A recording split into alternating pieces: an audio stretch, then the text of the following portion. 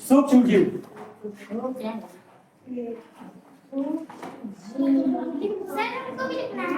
नहीं, सातवीं वाले को मन लिख देंगे, क्योंकि अगले बार तो कागज देगा। ये सूक्ष्म, हालांकि जिनको पता है तो लोग न लिखेंगे, कैसे लिखवा दो वही भाषा के यार थोड़ा सा से गया लिखवा दो ना तुम लोग के। हाँ, जो लोग नहीं लिख सकते हो, जो कोई नहीं जानता, अभी जो कोई जानता है वो भी इधर देखिए। हाँ, बोला गया ये वस्तुएं जानते हो ना, सभी चीजें दिख रही हैं, मैं दिख रहा हूँ, ब्लैक बोर्ड जो लिखा वो दिख रहा है। क्या इसकी जो इसके अंदर जो छर्रा है वो दिख रहा है? मतलब लेकिन गिर जाता तो दिखा करता है ना, इतना छोटा छोटा। उससे भी छोटे छोटे जीव होते हैं, उससे जीव समझ रहे हो, सजीव कीड़े मकोड़े। हाँ, इतने छोटे नहीं दिखाई देंगे, जो कि हमें ऐसे दिखाई नहीं देंगे, ठीक है ना। उनको देखने के लिए एक ठो मशीन की आवश्यकता है। उस मशीन का क्या नाम है? माइक्रो सूक्ष्मदर्शी। हिंदी में बोले तो सूक्ष्मदर्शी। सूक्ष्म मतलब छोटे, दर्शी मतलब दर्शन कराने वाला, यानी ऐसा मशीन जो छोटे छोटे जीवों का दर्शन कराए। तो सूक्ष्मदर्शी मतलब सूक्ष्म जीव जान गए ना। ऐसे बहुत सारे जीव हैं जो कि हम नग्न आंखों से नहीं देख सकते, ऐसे डायरेक्ट नहीं देख सकते। उनको देखने के लिए विशेष यंत्र कर सकते हो, मशीन कर सकते होती है। उस मशीन क्या नाम है? क्या नाम है? सूक्ष्मदर्शी। हाँ, ठीक है ना। लिख गए वाला, ये मिटा दो।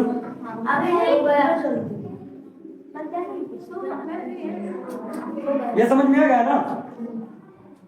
फिर सूक्ष्मदर्शी के सूक्ष्म जीवों के प्रकार देखेंगे। लिख गया? अच्छे हो तो तुम्हारी तबीयत खराब है क्या? लिख लिख लिख रहे हो कि नहीं? हम लिख रहे हैं। लिख रहे हो कि नहीं? लिख रहे हैं। लिखना आया है, अभी मैं मिटा दूंगा। ना हो पाएगा, सच में ना हो पाएगा। 45 मिनट में ना हो पाएगा। समझ गए तुम लोग? विकास खड़े हो जाओ। क्या सूक्ष्म जीव? कीड़े ना बोलोगे, देखो पता है, सुनो तो कीड़े हमें, हम उन लोगों उनको कीड़े बोलते हैं जो कि हमें दिखाई देते हैं। बोलोगे क्या?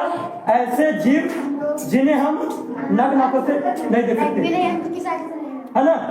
मतलब इतने छोटे छोटे हैं कि ऐसे डायरेक्ट नहीं देख सकते। उनको देखने के लिए यंत्र कर सकता हूँ कि उस यंत्र क्या नाम है? माइक्रोस्कोप। अब सूक्ष्म जीवों के प्रकार देखते हैं कि कौन कौन से जीव सूक्ष्म जीवों के कैटेगरी में आएंगे, है ना। लेकिन हम 5 भी पढ़ेंगे क्योंकि इसको वायरस है। क्या है? बैठ जाओ। सूक्ष्म जीव समझ में आ गया?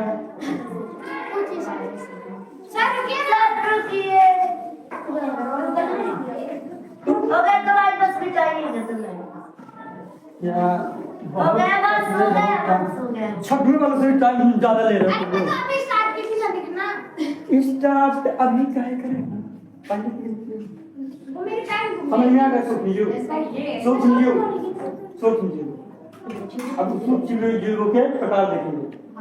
मुख्य रूप से 4 प्रकार के होते हैं। कौन प्रकार में बांटा गया है? किनको? सूक्ष्म जीवों को। इसको मिटा दो पहले, तब तो सूक्ष्म जीवों के, हाँ इधर देखो, सूक्ष्म जीवों के प्रकार जीवाणु है, प्रोटोजोआ है, कवक है, शैवाल है। ये दोनों क्या है? पादप हैं। क्या है? पादप मतलब पेड़ पौधे। एक कौन है? एनिमल यानी कि जंतु। कौन है? ये संयोग।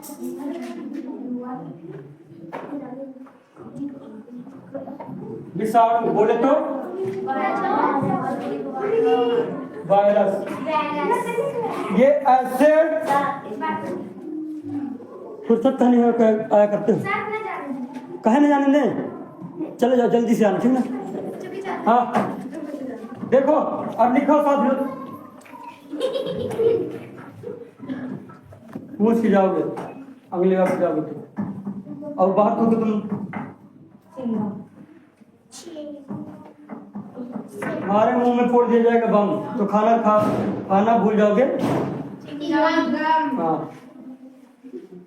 है ना, अब नहीं खाते क्लास में तो बिल्कुल भी नहीं। हाँ देखो वायरस क्या है, ये ऐसे जीव हैं, ये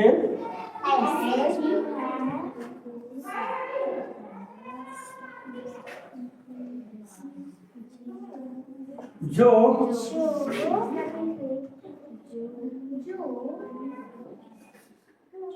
ऐसा नहीं लिख सकते। अच्छा तुम लोग लिख रहे हैं, पता है लिखना पड़ेगा। ये ऐसे जीव हैं जो कि अन्य सूक्ष्म जीवों से अलग है। हाँ ऐसे जीव हैं जो कि अन्य सूक्ष्म जीवों से अलग है, यानी कि भिन्न है, अलग है, क्योंकि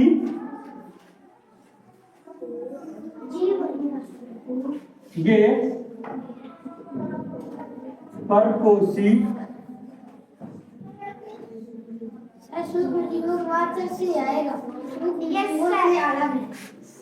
जीवों से अलग है, क्योंकि ये परपोषी जीवों में गुणन करते हैं, गुणन करते हैं।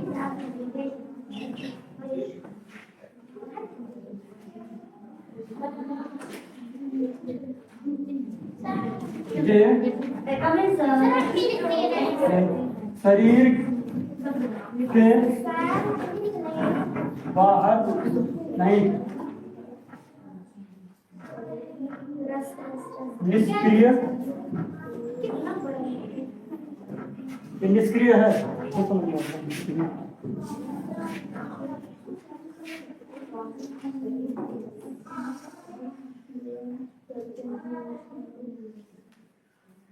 ये शरीर के बाहर निष्क्रिय होते हैं, निष्क्रिय होते हैं तथा शरीर के भीतर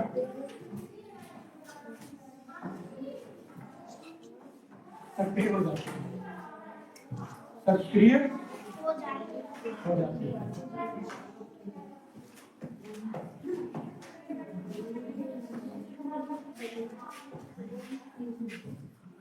रोग जनित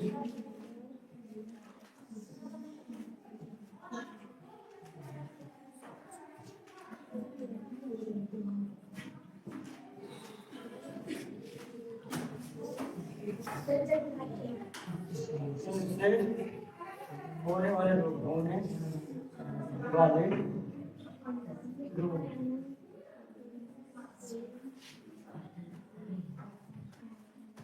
टीबी,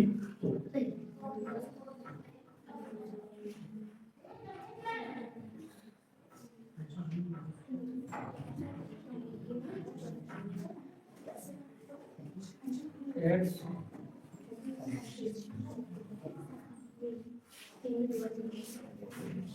ठीक ना चलेगा। अब देखो समझो,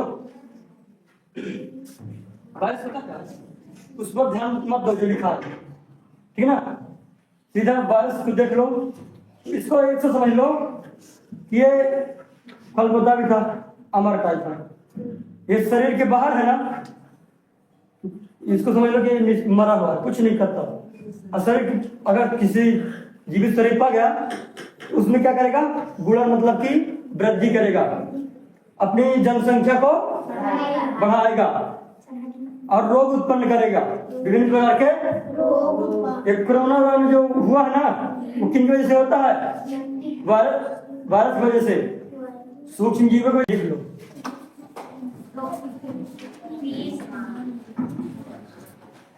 तो इसकी खोज किसने की, लुईस पास्चर ने, कब है ना, पास्चरीकरण वही है ना, दूध को उबालना। हाँ तो पाश्चरीकरण, इसकी खोज लुई पास्चर है ना, इसीलिए नाम पड़ा पाश्चरीकरण। हाँ, लुई पास्चर नामक वैज्ञानिक ने किया था।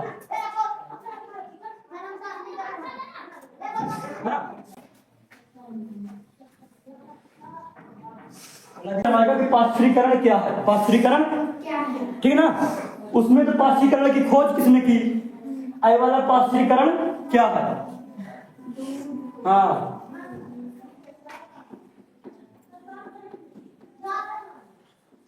दूध को 70 डिग्री सेल्सियस की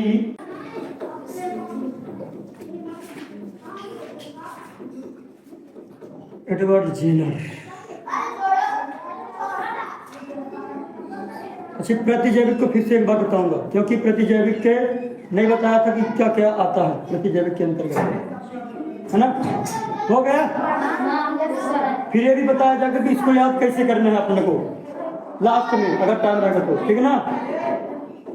अब समझाऊं। पाश्चरीकरण एक ठो विधि का नाम है, ठीक ना। पानी वगैरह जैसे गर्म करते हैं, दूध वगैरह, ठीक ना।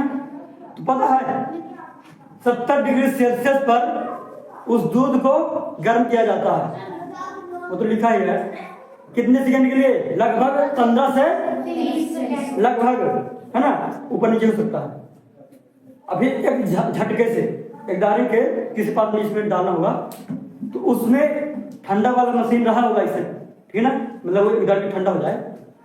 तो फ्रिज वगैरह तो होगा नहीं, कुछ और पात्र हो गए या फिर कुछ और मशीन ऐसी होगी जो कि ठंडा कर दे। तो उसको उस गर्म दूध को जो गर्म करे 70 डिग्री सेल्सियस पर, तो उसको उस पात्र पर डाल दिया जाएगा ठंडा होने के लिए। तो इसकी वजह से पता क्या हो जाएगा, उसमें सूक्ष्म जीव वृद्धि नहीं कर पाएंगे। अब हम कहे नहीं कर पाएंगे, क्योंकि उसमें ऐसा माहौल ही नहीं बन पाए, अब ना बन पाएगा जो कि पहले बन पाता दूध में, ठीक है ना। उसमें अब सूक्ष्म जीव पनप नहीं पाएंगे।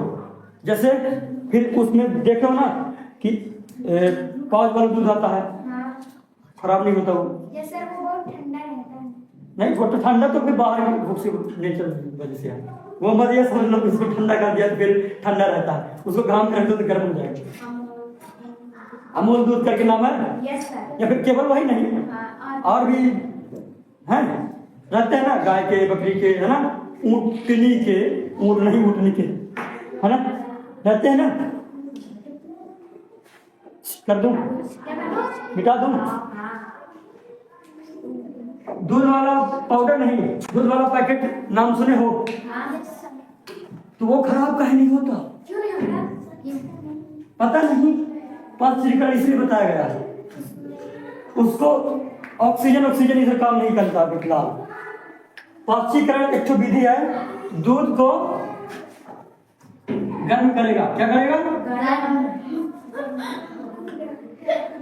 दूध को क्या करेगा, और फिर एक डाली को ठंडा कर देगा, किसी पात्र में डाल को ठंडा कर देगा। इस विधि से इसकी वजह से इधर सूक्ष्म जीव पनप नहीं पाएंगे। अब इस कटोरे में जो दूध भरा है या फिर किसी भी सामग्री में, तो अब उसको छोटे छोटे पैकेटों में पैक करवा दिया जाएगा और वितरण करवा दिया। फिर से अगर लिखा हुआ है तो उसको नहीं लिखना, उसके नीचे को मैं लिखवाऊंगा, उसको लिखना पड़ेगा। क्या है, प्रतिजैविक, वही एंटीबायोटिक। प्रति छोटे छोटे लिखूं, यस सर। छोटे छोटे लिखने में हाथ दर्द है। सर ये चौक का रंग कैसे बदलता है, गिरगिट की तरह? बदलने दो ना। हाँ, प्रतिजैविक। चौक कर रहे हैं प्रतिजैविक ना, आज ऑरेंज कलर का हो गया है, कल व्हाइट। हाँ लिख लो, ऐसी रासायनिक प्रतिजैविक या एंटीबायोटिक या एंटीबायोटिक बायोटिक पूरा लिख लेना, उधर पास जगह नहीं इसलिए मैं ऐसे पास लिख रहा हूँ। कहलाते कहलाते हाँ उदाहरण पहले लिख दिया ग्राफिक्स उदाहरण की अलग से कॉपी नहीं बना रहे हो? अब वो तो छठवीं वाले बनाए हो, ठीक है। प्रतिजैविक दवा क्या है? दवाई या एक ठो नहीं, मतलब बहुत सारी दवाइयाँ हैं। दवाइयों के नाम आने वाले ये क्या दवाइयों के? जब बीमार पड़ते हो ना, इन्हीं दवाइयों में से कोई दवाई लगाई जाती है। वो डॉक्टर ये जानते हैं, मतलब डॉक्टर्स जानते हैं। डॉक्टर जानते हैं कि कौन सी दवाई देनी है, कौन सी दवाई, क्योंकि उन्होंने अध्ययन किया है 7 साल 8 साल, है ना। नीट के बाद जाते हैं ना डॉक्टर, बहुत पढ़ना पड़ता है डॉक्टर में। चूहा गया डॉक्टर के पास, अभी डॉक्टर ने लगाई, चूहा बोला बस हाँ स्ट्रेप्टोमाइसिन,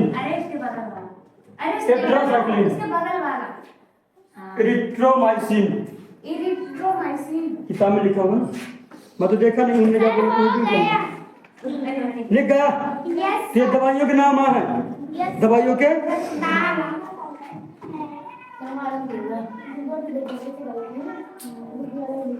ये पता है।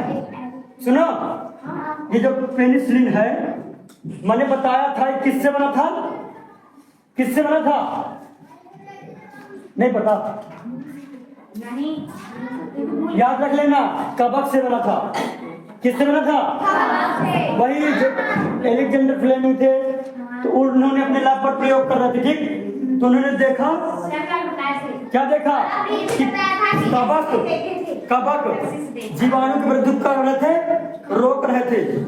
कवक वही भुंडा, लेकिन वो अचार वाला भुंडा नहीं, बहुत सारे कवक की प्रजातियां हैं, ठीक है ना। तो कवक क्या कर रहा था? उस मतलब जीवाणु की संख्या क्या कर रहा था? रोक रहा था, उन्हें मार रहा था, नष्ट कर रहा था। तो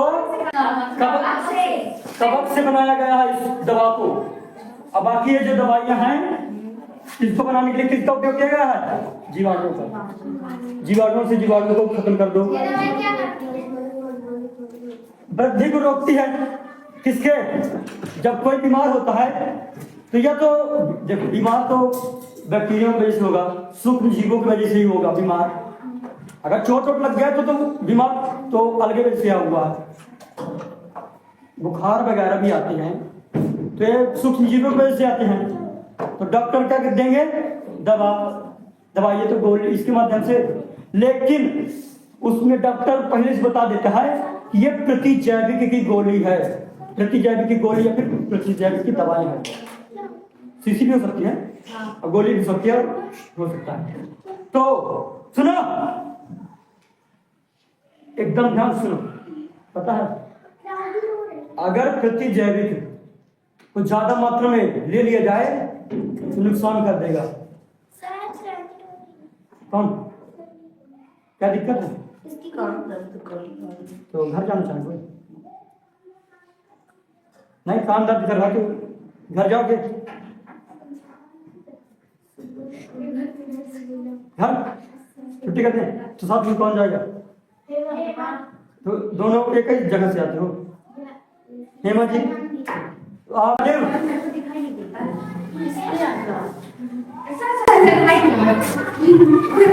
अगर क्या हो अगर पढ़ाई को गाने के साथ जोड़ दिया जाए, जोड़ा था तो जुड़ गया था, पता है कौन वाला? छठी वाले जुड़ गया था, कौन सा? शाकाहारी, मांसाहारी, सर्वाहारी। जैसे सुनाऊं? सुनाऊं? देखो, शाकाहारी क्या था? ऐसे जीव जो पेड़ पौधे खाते हैं। उदाहरण में कुछ और था, देखो सुनो, बस अब गाना सुनाता हूँ। आज सुनाऊं मैं गाना, आज मैं गाना सुनाऊं।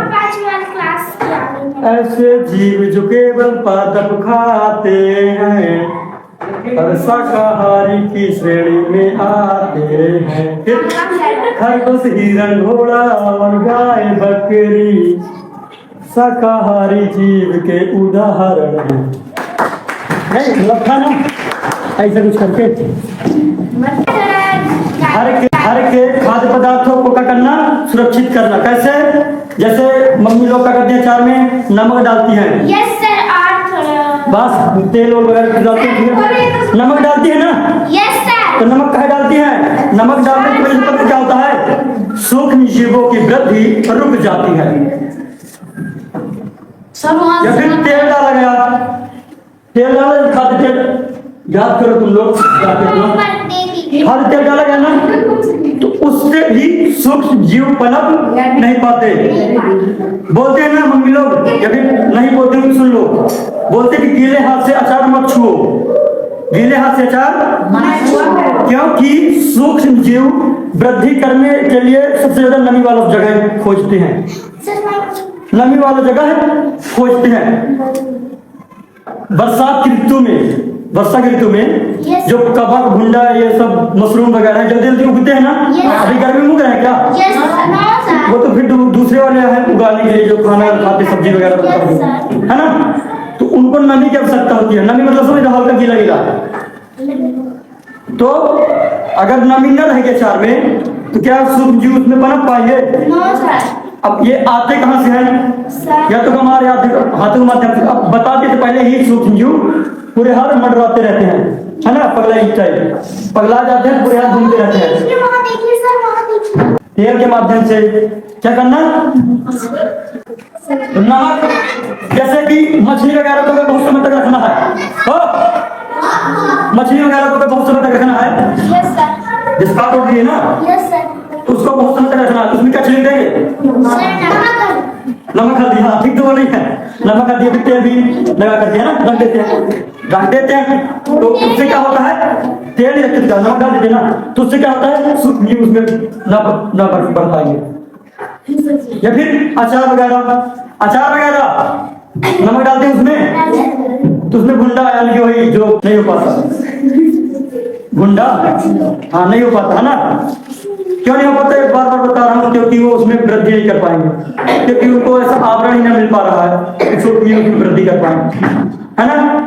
और तेल वगैरह डाल देते हैं ताकि जब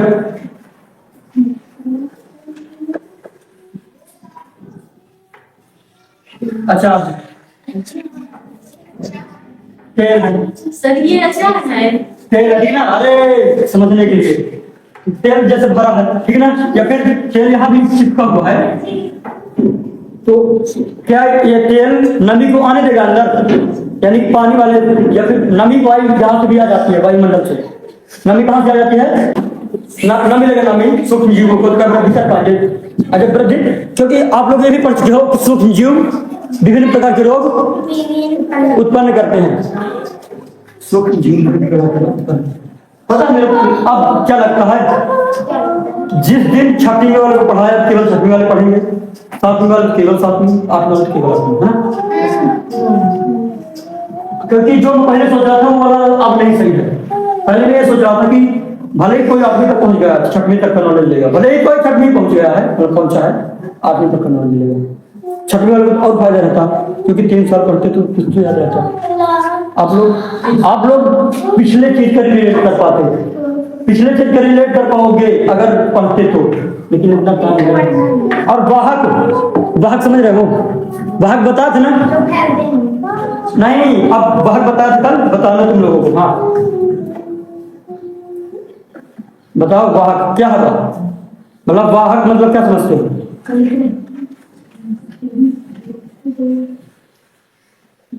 नहीं पता, मच्छर बताया था, यस सर, मक्खी बताया था, यस सर। ये कौन है, किसके वाहक? रोगों की।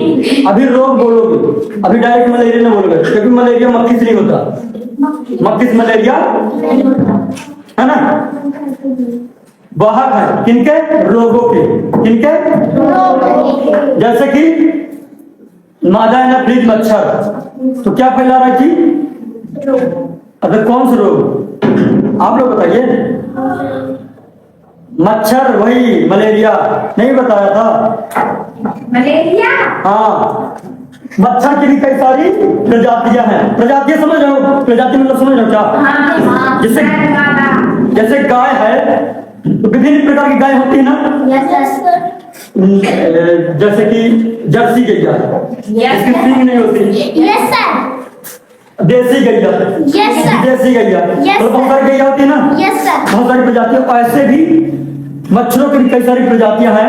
अलग अलग प्रजाति से अलग अलग रोग, ऐसे सूक्ष्म जीव भी अलग अलग प्रजातियां हैं, वो अलग अलग रोग उत्पन्न करते हैं या फिर अलग अलग रूप से फायदा देते हैं। क्योंकि आप ये भी जानता है, मतलब पता है आप लोगों को कि सूक्ष्म जीव लाभदायक हैं और हानिकारक हैं। तो कुछ सूक्ष्म जीव पेड़ों में भी रोग उत्पन्न करेंगे, इंसानों में भी रोग उत्पन्न करेंगे। गेहूं जब देख लेना, अभी जब गेहूं फलेगा फूलेगा तो उसमें रस्ट लग जाएगी, व्हाइट कलर, हाँ, है ना। तो दिशा मतलब उसके सूक्ष्म जीव की वजह से होता है। या फिर भिंडी सड़ जाती है, पीली पीली हो जाती है, हल्का गंदगी गंदगी हो जाती है, तो भी सूक्ष्म जीव की वजह से होता है। सूक्ष्म जीव की वजह से बता दिया पहले ही, सूक्ष्म जीव यहाँ मंडराते रहते हैं, है ना, जो दिखाई, है ना।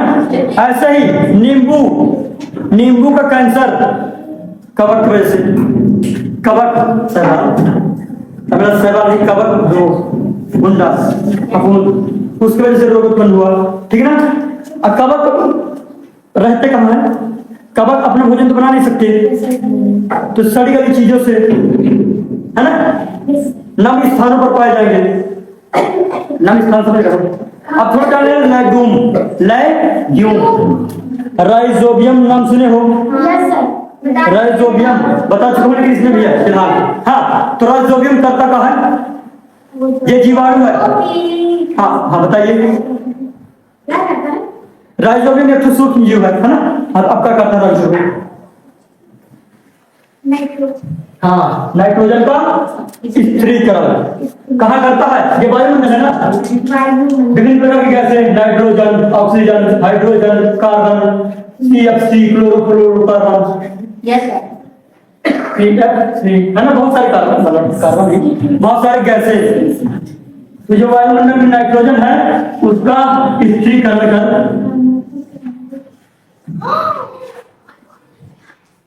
मृदा में नाइट्रोजन को मिला देता है, बदल के नाइट्रोजन को बदल के कहाँ मिला देता है?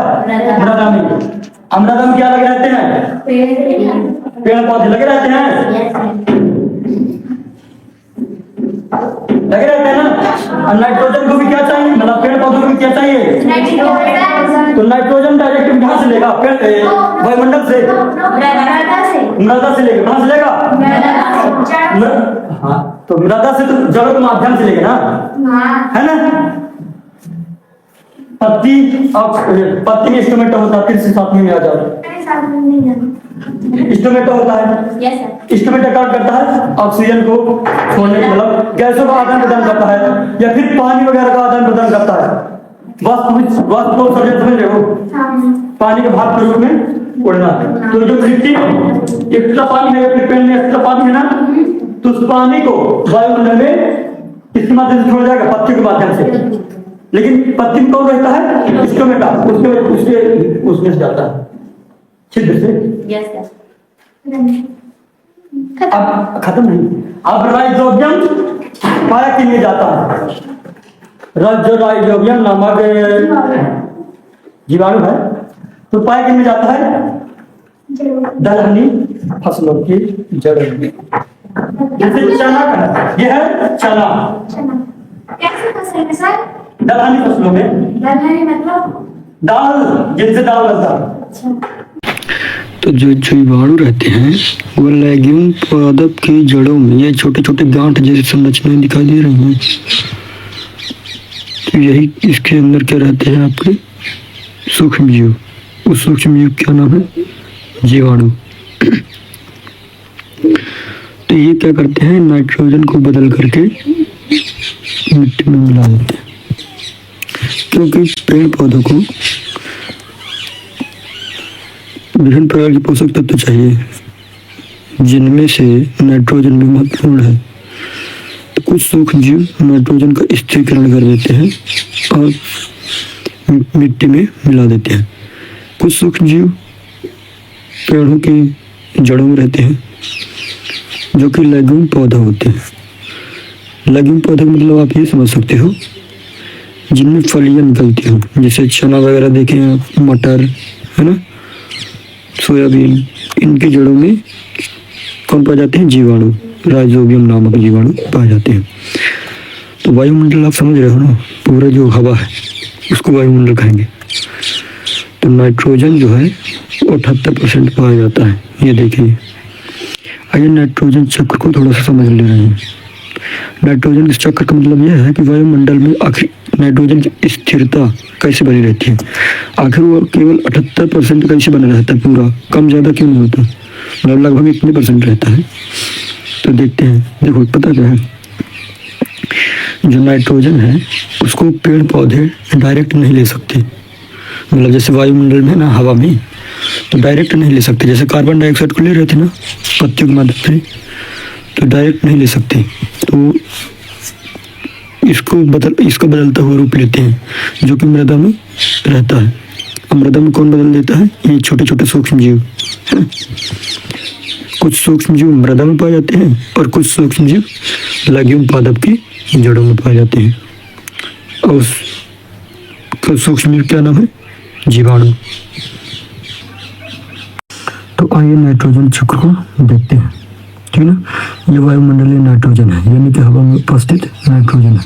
आखिर देखते हैं ये मिट्टी से, यह मिट्टी में कैसे जाता है, अब मिट्टी से फिर वायुमंडल में पुनः कैसे जाता है। तो देखिए, पहले तो देखे ले रहे हैं कि वायुमंडल कैसे मिट्टी तक पहुंचता है, क्या क्या कारण है। तो देखिए, इसमें लिखा है तड़ित द्वारा नाइट्रोजन का स्थिरीकरण। मतलब तड़ित आप समझ रहे हो, जो बादल वर्षा के ऋतु में जो बादल घर घर कर करते हैं, गाँव के भाषा में उससे बोलते हैं गाज गिर रही है, क्या गाज। तो वो जो विद्युत गिरती है टकरा करके जमीन में, कहाँ पहुंच जाती है? मिट्टी में, है ना। और देखते हैं कैसे, देखो वायुमंडलीय नाइट्रोजन का जीवाणु एवं नीले हरे शैवाल द्वारा स्थिरीकरण। जो वायुमंडल में नाइट्रोजन उपस्थित है, बहुत सारी गैसें उपस्थित रहते हैं, उसमें से नाइट्रोजन भी एक है। तो जीवाणु और नीले हरे शैवाल यानी कि एल्गी, ब्रूमिन एल्गी काई, तो क्या कर देते हैं? स्थिरीकरण कर देते हैं, बदल देते हैं। ठीक, फिर क्या करते हैं? जीवाणु द्वारा स्थिर नाइट्रोजन को नाइट्रोजन यौगिकों में परिवर्तित कर देते हैं, यानी कि छोटे छोटे अणुओं में तोड़ देते हैं, है ना। और फिर उसको कहाँ मिला देते हैं? मिट्टी में। मिट्टी मिला दी। अब देखते हैं मिट्टी से अभी कैसे यहाँ तक जाता है। तो देखो, पहले क्या होगा, मिट्टी से पौधों द्वारा अवशोषण, यानी कि जो मिट्टी में नाइट्रोजन पदार्थ है, जो नाइट्रोजन के स्थिरीकरण हो गए थे ना, बदल गए थे ना, तो पौधे अपनी जड़ के माध्यम से अपने पोषक तत्व प्राप्त कर लेंगे, है ना। और उन पेड़ पौधों को कौन खाएगा? जंतु खाएगा। कौन खाएगा? जंतु खाएंगे, जैसे हम लोग हैं, या फिर गाय बकरी, है ना, हिरण, ये सब खाएंगे ना। फिर उत्सर्जन एवं जीवों की मृत्यु द्वारा उत्पन्न नाइट्रोजन अपशिष्ट। मान चले अब कोई जीव मर गए, जैसे गाय वगैरह मर जाती है ना, फिर धीरे धीरे धीरे धीरे उसको छोटे मोटे जो कीड़े रहते खा लेते हैं। और वही कीड़े क्या करते हैं? उसके अंदर नाइट्रोजन जो रहता है ना, तो उसको फिर से मृदा में मिला देते हैं। ये देखो चक्र हो रहा है ना, यहाँ भी चक्र चलेगा, देखो। और फिर देखते हैं मिट्टी में उपस्थित नाइट्रोजन को जीवाणु द्वारा नाइट्रोजनी यौगिक का गैसीय नाइट्रोजन में परिवर्तन। ये छोटे छोटे जो मिट्टी में सूक्ष्म जीव रहते हैं, वो गैस के बनाते हैं, ठीक है ना। जैसे अपन लोग छोड़ते हैं ना गैस, कार्बन डाइऑक्साइड, वैसे भी छोटे छोटे जो सूक्ष्म जीव हैं वो नाइट्रोजन पदार्थ को कर देते हैं, वायुमंडल में गैसीय माध्यम में छोड़ देते हैं। तो देखो नाइट्रोजन चक्कर चल रहा है ना, फिर नाइट्रोजन से फिर आपका मिट्टी में आ गया, फिर मिट्टी से नाइट्रोजन जीवाणु द्वारा फिर यहाँ चला गया, है ना। ये चल रहा है ना चक्र लगातार। ऐसे यहाँ भी मिट्टी से पौधे शोषित करेंगे, है ना, पौधे लेंगे अपने पोषक तत्व, उन पौधों को विभिन्न प्रकार के जंतु खाएंगे, है ना। और जंतु जब मर जाते हैं तो क्या फिर से छोड़ देते हैं कहाँ? मिट्टी में। ये नाइट्रोजन चक्र चल रहा है। अब हम देखेंगे इन सभी प्रश्नों के उत्तर। अध्याय 2 के प्रश्न उत्तर लिख लीजिए कुछ इस प्रकार से।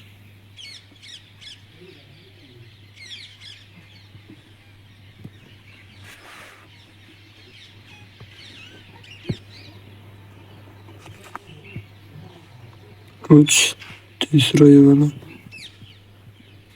चौथा,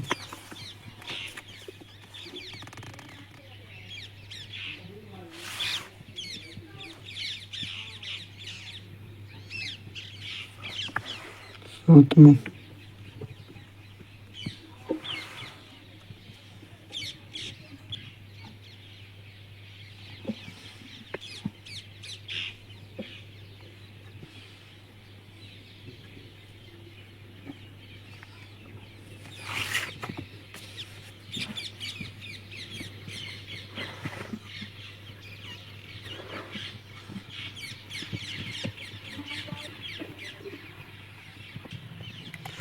और वैसे भी इनको मैंने लिखवा दिया, फिर भी दिखा रहा हूँ, है ना।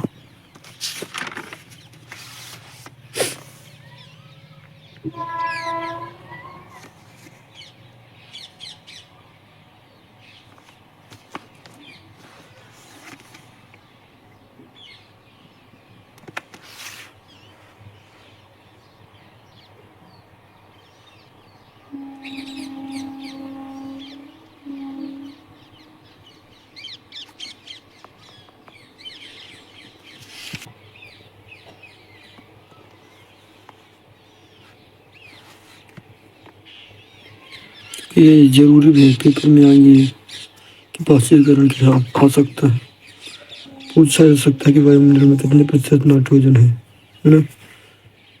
Thank you.